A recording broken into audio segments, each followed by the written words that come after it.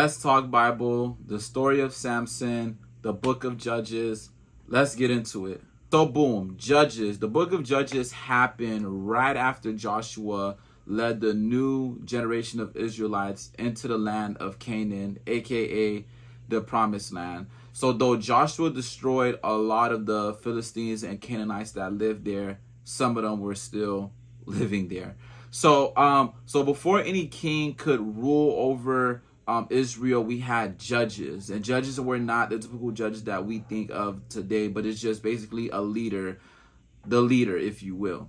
So this book is very disturbing, very violent. There's different types of judges, and today we're gonna talk about specifically the worst of them all, or the Bible states the worst of them all, Samson, the last judge that Israel ever had.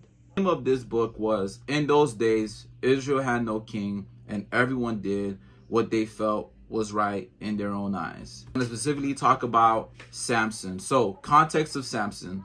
Samson was basically the Hercules of the Bible times. Samson is the last judge of Israel. Samson's life was full of promises, but had no regards to the God of Israel and God's people. He was very promiscuous, he was violent, and he was also very arrogant.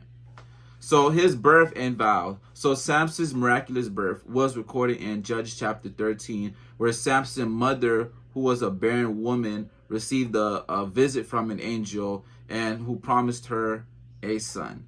Now, the angel instructed that the boy Samson should be a Nazarite of birth, from birth, meaning that he was to follow up with certain specific vows. So some of the vows were alcohol, avoiding contact with dead bodies or animals, and most importantly, not cutting his hair. We move on and he grows up and he becomes a great guy, and the conflict starts with the Philistines. So Samson's first marriage was recorded in Judges 14.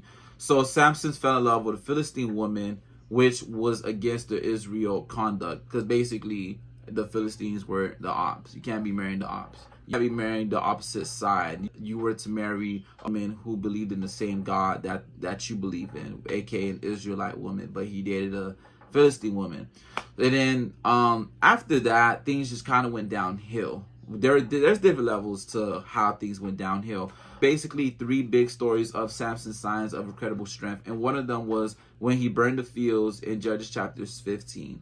Samson was upset that his Philistine wife father, basically his father-in-law, gave his wife up to the best man at the wedding. So he was like, hey, I thought you did not like my daughter. I thought you were going to be happy, but that's okay. I have a younger, more beautiful, attractive daughter for you. And Samson retaliated by gathering up 300 foxes and tied them up in pairs and lit their tails on fire and allowed them to run wild in the field, causing the Philistine crops to be destroyed. And after that, his miraculous strength was the jawbone of a donkey that was recorded in Judges 15. So because of his previous actions, the Philistines set up camps in Judah and also in the town of Lehi. And the men of Judah asked, like, hey, I know we're not cool. I know that we're in the opposite team, but what's the meaning of all this? Like, what's going on? And they were basically explaining, yeah, the actions of Samson, like he's crazy. Like, he lit up all of our crops, our field, our food, our supplies. We lost everything. The men of Judah was like, you know what? Let's go get him. So 3,000 men of Judah decided to turn over Samson to the Philistine, and Samson was like, hey, just don't kill me. You can hand me over, don't kill me. And they were like, that's fine, we won't kill you, we'll just hand you over. And while he was handed over, he killed 1,000 men, Philistine men, not Judah, but Philistine men, with the jawbones of a donkey, showcasing his immense strength.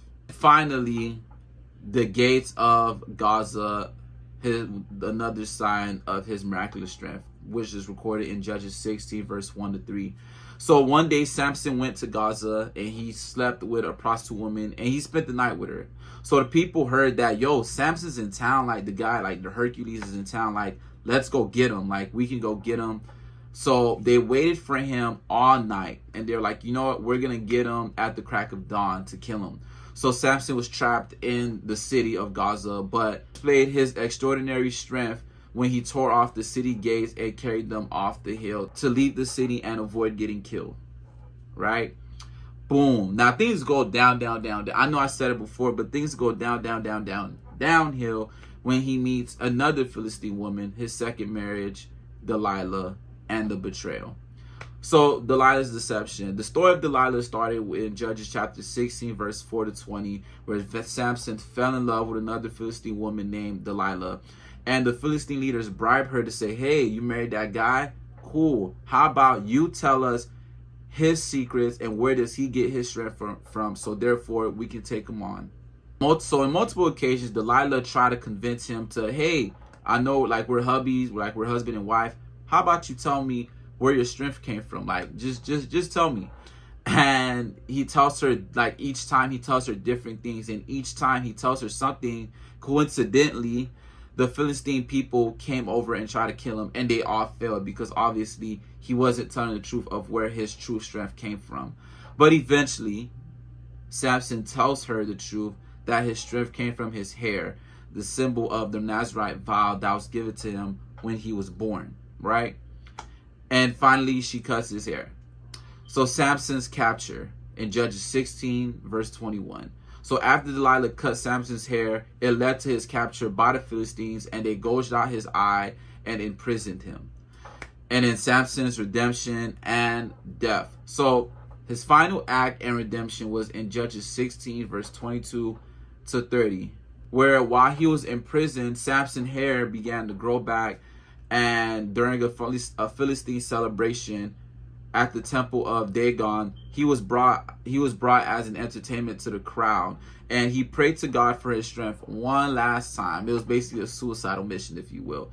And then the destruction of the temple in Judges 16 verse 30 to 31. So after he regained his strength, Samson pushed back the temple pillars, collapsing the structure and killing himself along thousands of Philistine people, because remember, they were all gathered together over a celebration.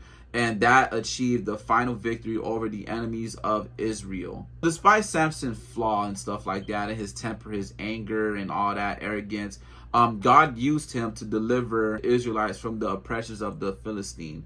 And remember, the theme of the book of Judges was, in those days, Israel had no king, and everyone did what they felt right was in their own eye. Thank you for watching the video. Story of Samson, the book of Judges. Peace.